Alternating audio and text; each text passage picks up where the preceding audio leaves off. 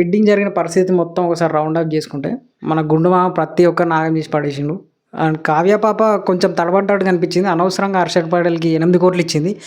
ఇంకొకటి సిఎస్కే వాళ్ళు ప్రతిసారి 8 కోట్ల దాకా వాడడం డ్రాప్ అవ్వడం, 8 కోట్ల దాకా పాడడం డ్రాప్ అవ్వడం, ఏం స్ట్రాటజీ మరి మళ్ళీ. కానీ లాస్ట్కి వచ్చేవరకు ఈ టీం అయితే మంచిగానే బిల్డ్ చేసుకున్నారు. ఆర్సీబీ వాళ్ళు వేస్టెస్ట్ టీం, వాళ్ళ దగ్గర ఫుల్ పర్స్ ఉన్నది, 70 కోట్లు ఉన్నది, కానీ ఎవరిని బిడ్ చేయలే. అనవసరంగా స్టార్క్ను వదిలేసుకున్నారు. మంచి ప్లేయర్స్ని, కేఎల్ రాహుల్ని కూడా వదిలేసుకున్నారు, తక్కువకి ఇచ్చేసారు డీసీకి. సో ముంబై విషయానికి వస్తే వాళ్ళు అసలు ఆక్షన్లో సరిగా పార్టిసిపేట్ చేయాలి, అసలు 7.5 కూడా కనిపించలేదు సరిగా. ఎందుకంటే వాళ్ళు రిటెన్షన్స్కే ఎక్కువ పైసలు ఇచ్చుకోవడం వల్ల వాళ్ళ దగ్గర పర్స్ తక్కువ ఉండే.